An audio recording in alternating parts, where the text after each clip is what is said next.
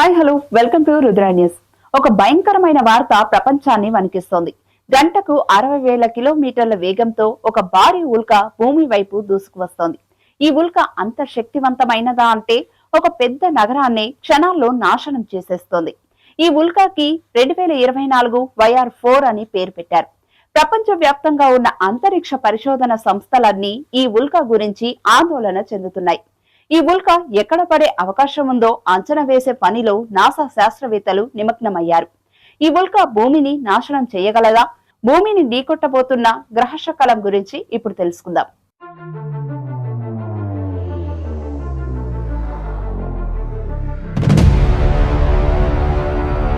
నాసాకి చెందిన Catalina sky survey ప్రాజెక్టులో పనిచేస్తున్న డేవిడ్ ర్యాంకిన్ అనే ఇంజనీర్ ఈ ఉల్క ప్రస్తుత స్థానాన్ని బట్టి ఒక ప్రమాద పటాన్ని తయారు చేశారు.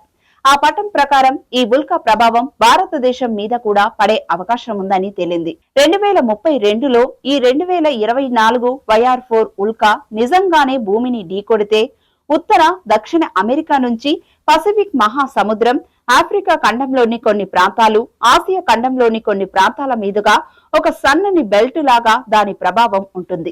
ఈ బెల్టులోనే మన చెన్నై నగరం, చైనాలోని హైనాన్ ద్వీపం లాంటి జన సాంద్రత ఎక్కువగా ఉన్న ప్రాంతాలు కూడా ఉన్నాయి.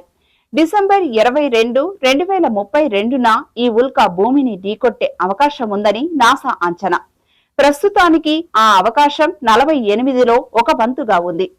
ఈ ఉల్క సుమారు 90 మీటర్ల వ్యాసం కలిగి ఉంది. అంటే అమెరికాలోని స్టాచ్యూ ఆఫ్ లిబర్టీ విగ్రహం అంతా పెద్దగా ఉంటుంది.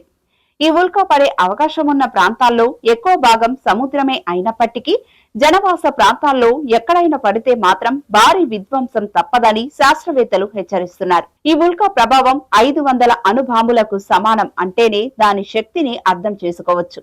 ఈ ఉల్క భూమిని ఢీకొడితే 8 మెగాటన్నుల TNT పేలినంత శక్తి విడుదలవుతుంది. ఇది హిరోషిమా మీద వేసిన అణుబాంబు కంటే 500 రెట్లు ఎక్కువ శక్తివంతమైందని నిపుణులు చెబుతున్నారు. ఈ 2024 YR4 ఉల్కాను మొదటిసారిగా 2024 డిసెంబర్లో గుర్తించారు.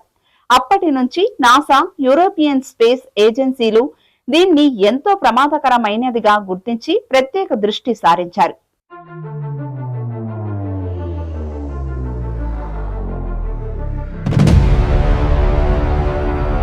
ప్రస్తుతానికి భూమిని ఢీకొట్టే అవకాశం 1% కంటే ఎక్కువగా ఉన్న ఏకైక పెద్ద ఉల్క ఇదే. ఈ ఉల్క ప్రభావం Bharatadesam, Pakistan, Bangladesh, Ethiopia, Sudan, Nigeria, Venezuela, Colombia, Ecuador వంటి దేశాలపై ఉండే అవకాశం ఉంది. ఈ ఉల్క ఎక్కడ పడుతుంది, దాని పరిమాణం ఎంత అనే అంశాలపై ఆధారపడి దాని ప్రభావం ఉంటుంది. ఈ ఉల్క గురించి మరింత లోతుగా అధ్యయనం చేసేందుకు జేమ్స్ వెబ్ టెలిస్కోప్ ను ఉపయోగించాలని నాసా నిర్ణయించింది. ఇలాంటి మరిన్ని ఆసక్తికర విషయాల కోసం చూస్తూనే ఉండండి రుద్ర టీవీ.